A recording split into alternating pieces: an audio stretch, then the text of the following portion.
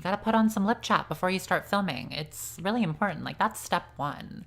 Like, before you even get any of your equipment, like your mic, before you even get a camera, before you do any of that stuff, like, you got to make sure you have some lip chat because nobody wants to be staring at your dry lips. So what we're going to talk about today is green grapes. What we're actually going to talk about today is how to know if you are or could be transgender with some examples from my own experience. I think that this video is going to be really helpful for young people especially, but also just anybody who could be questioning themselves and their gender identity, because I know that it's really, really difficult. It's a big thing. It's a really, really big thing. And sometimes we are just so unsure and so full of doubt. So hopefully I can give you some clarity in this video. So I'm going to talk about 6 things today. And if any of them apply to you, if one of them applies to you, if a bunch of them apply to you, I really just think that it's worth it to maybe just take some time for yourself and really think about these things and think about who you are as a person. So the first thing that I'm going to talk about today is that transgender people, most transgender people, experience gender dysphoria to some degree. And gender dysphoria is basically gender-based discomfort. So it's feeling uncomfortable in your own skin because of the characteristics of the gender that you were assigned at birth. So a big difference here is that it's not just looking in the mirror and being like, oh, I don't like my body. I'm not thin enough. I'm not pretty enough. I wish I could lose some weight. Like, that's just regular insecurity that everybody in the world has.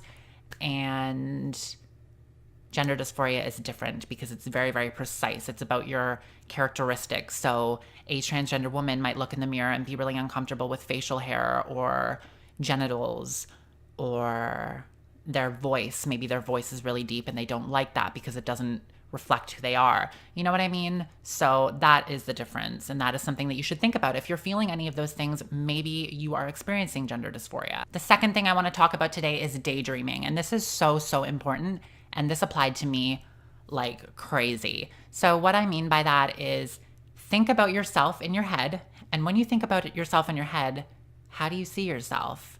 For me, when I thought about myself ever, I would just I didn't see myself as I was at the time. Like, in my head, I saw myself as a completely different person. I saw myself with long hair. I saw myself feminine. And when I would kind of think about a wedding, for example, like a future wedding, I never saw myself as the groom. Like, I always saw myself in a bride situation with like a pretty dress and just, I don't want to wear a tux.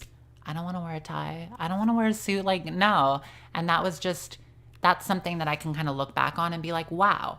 So definitely think about how you envision yourself. So when you're just thinking about yourself in your everyday life, like, what do you look like in your head? The third thing I want to talk about is your online presence and your online life. And this is really, really important. So the story that I'm going to tell about this for me personally is that when I was online, when I first started using the internet, I would use female avatars. And probably for about 2 or more years, I told the people that I met and became friends with that my name was Allie, that I was a girl. And at the time I hadn't started my transition yet, so I was still presenting as male. But online, I was a woman and I had a name, I had everything. My life was still the same. I still lived in the same place and my life was generally the same, but that was who I was online. I was a girl. My name was Allie. And that, looking back, at the time I didn't know what trans was, but looking back, it makes so much sense because I didn't feel comfortable as myself. So I had to be a woman online and I had to tell everybody that I met that that's who I was.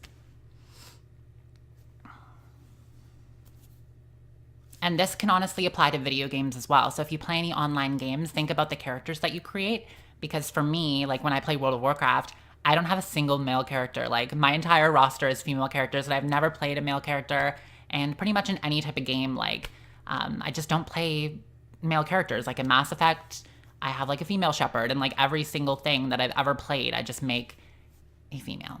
And I mean, that's not to say that every guy who plays a girl in an online game is transgender, but that's just something to think about. Who do you play and who do you create when you make characters? What makes you comfortable? What do you resonate with? And the fourth one kind of can tack onto that, but it's basically think about the characters that you watch in television, movies, and think about the characters that you look up to. So my favorite show growing up was Buffy the Vampire Slayer. I just absolutely loved her. I thought she was a badass woman, and I was like, I want to be her.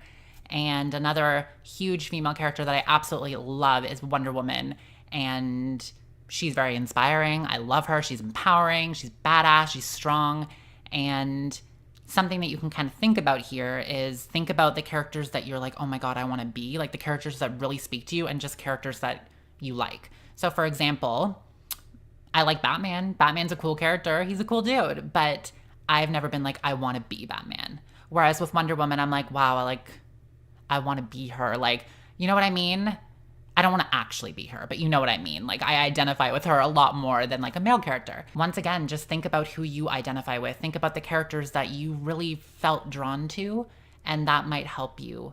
If you're constantly drawn to like female icons and things like that, there might be something there. The fifth thing that I want to talk about is think about the clothing that you liked when you were younger, the clothing you were really drawn to, and the types of like toys and games that you played with.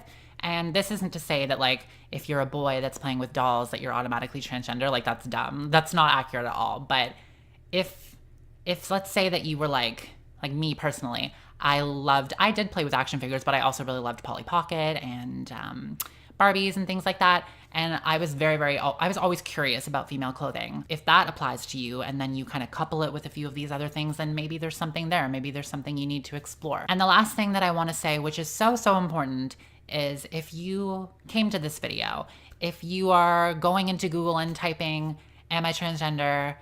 How do I know if I'm transgender? If you are actively searching these things and spending so much time in your head questioning it, you probably are. You probably are somewhere on the spectrum in some way. And the reason that I say this is because cisgender people just don't question it. They just are. Like most cisgender men, for example, just kind of know that they're a guy, you know, like they never question it. Trans people go through this period of uncertainty, and they go through this stage of doubt. And I remember that when I was younger, I didn't have a name for it, but I went through these stages where I would just like, I would feel it, and then I would deny it and push it away because it was like wrong and stupid. And then it would come back. And from my experience and from the stories that I've read and watched, it will always come back, and you can't push it away. If this is something you're struggling with and you've been struggling with it for a while, or maybe it's just brand new to you, but you're really feeling this and it just won't go away, and it's this nagging thought, and it's driving you to the internet and YouTube, and you're looking up other people's stories and really spending a lot of your time researching this, I think that you are at some way or another. You maybe not be, like that's not the case for everybody, but I think it is the case for a lot of people. And yeah, I'm just going to end the video like that. I think we have the answers within ourselves, but it's really human to experience doubt, and we often seek external validation. And I'll give it to you. I will give you all of the external validation that you need. I will give you tips and talk about my story and try and help you out, but I think that you already have the answer, and I think we all do. So yeah, I will see you guys in my next video. Bye.